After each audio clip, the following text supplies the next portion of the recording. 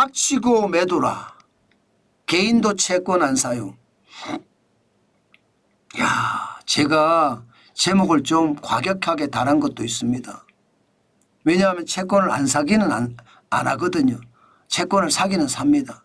근데 지금 이 정도 충격적인 말을 쓰지 않으면 채권 시장에 큰 충격이 올 수도 있겠다. 저는 그런 생각이 들거든요. 지금 개인들이 생각했던 것보다가 채권을 덜 사고 있습니다. 이러다가 안 사는 시기도 올 거예요. 그렇게 되면 여러분 채권 시장에 무슨 일이 벌어질까요? 엄청난 충격. 저는 채권 시장의 대학살도 저는 충분히 올 수 있다고 생각합니다. 그만큼 금융투자 소득세가 시장에 충격을 서서히 가하고 있다는 거예요. 만약에 이게 시행이 되잖아요. 저는 그 충격 무시하지 못할 거라고 봅니다.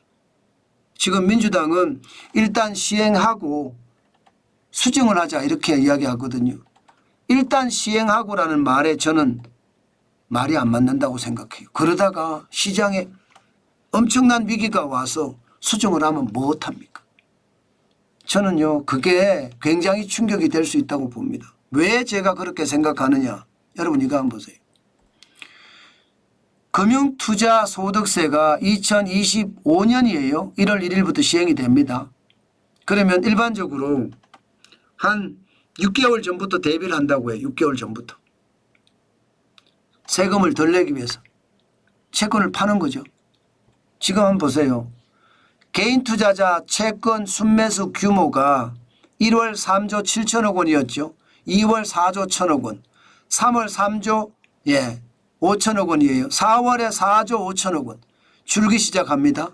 5월에 3조 5천억까지 줄었습니다. 그리고 6월에는 약간 3조 6천억까지 늘었지만 7월에는 3조 4천억까지 줄었습니다. 8월 1일부터 8월 22일까지 보면 2조 1,011억 원이에요. 2조 1,011억 원.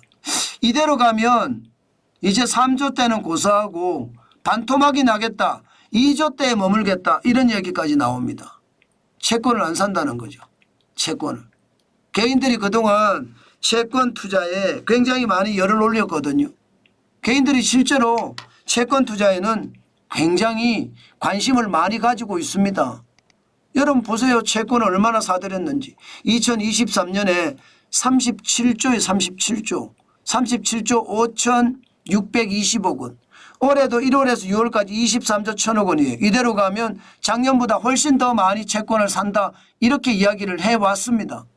과거에 개인들은 채권 투자 안 했습니다. 2021년만 하더라도 4조 5,675억 원밖에 안 됩니다. 그런데 2년 사이에 무려 722.4% 엄청나게 올랐죠. 8배가 올랐으니까. 32조 9,945억 원을 매입을 했습니다. 그런데 이게 6월까지는 괜찮은데 그죠? 6월까지는 좀 사들인다 이렇게 이야기하는데 지금 현재로 보면 이게 계속 준다는 이야기 아니겠습니까?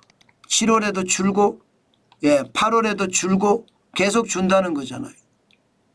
저는 이게 시장에 큰 위협이 될 수도 있다고 봅니다.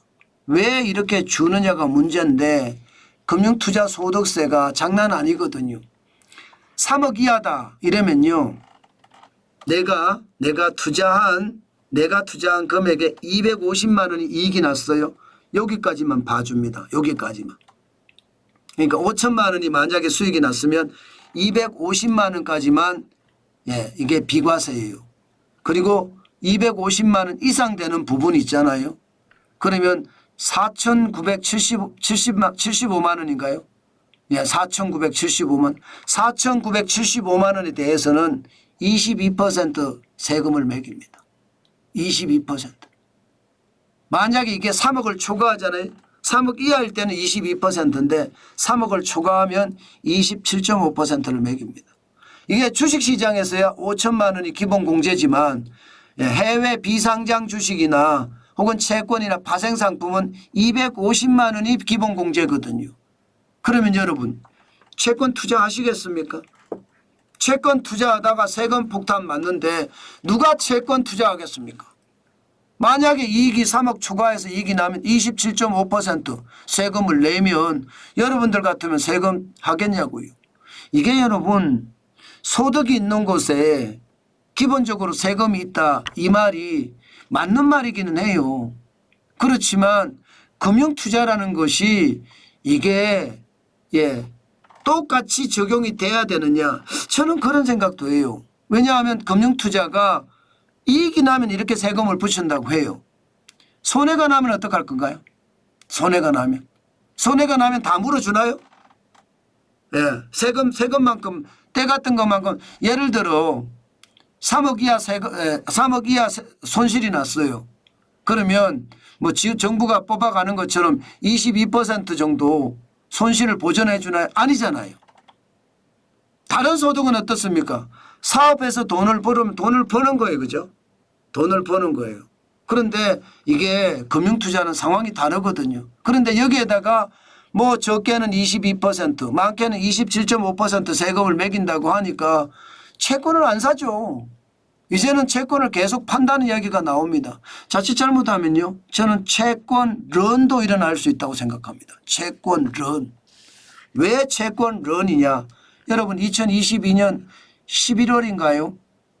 레고랜드 사태 여러분들 보셨죠. 그때 채권 대학살이라고 이야기할 정도로 채권이 완전 폭락하는 사태 보셨을 거예요.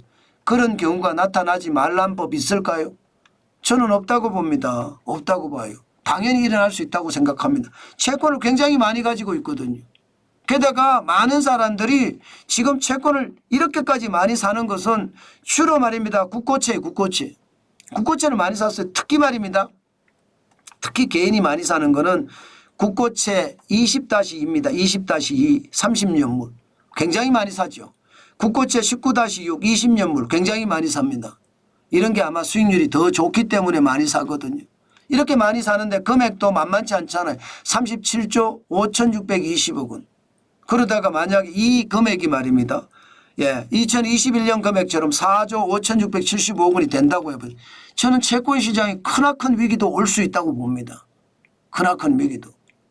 물론 뭐 사람들이 이야기할 때 그렇게까지야 되겠어 이야기하지만 개인 투자자들이 세금을 많이 낸다고 하면 결국 말입니다. 거기에 대한 충격이 있을 수밖에 없다고 보는 거예요. 실질적으로 지금 개인 투자자들 2024년 기준이에요. 6월까지 기준으로 보면 54조 9천억 원의 채권을 가지고 있습니다. 적지 않잖아요. 54조 9천억 원이니까. 그죠? 굉장히 많습니다. 시장에 충격을 주기 충분합니다. 저는 여러분 이게 결국은 많이 사들여서 많이 보유하고 있는데 여기에 대한 충격이 굉장히 크다. 일단 민주당은요.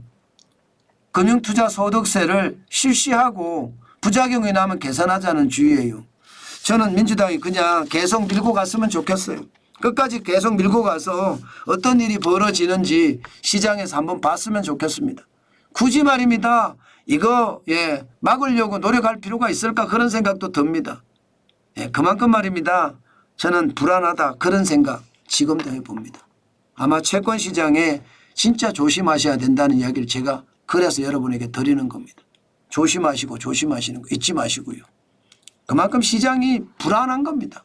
불안한 시장에 함부로 뛰어들다가 저는 더 큰 위기도 올 수 있다 이런 생각을 합니다. 네, 자유한국님. 에고 박사님 그런 말씀은 좀 맞습니다. 죄송합니다. 제가 너무 과하게 말했죠. 그러면 문제가 더 크게 문제가 생겨서 경제가 더 망해질 수도 있으니까 죄송합니다.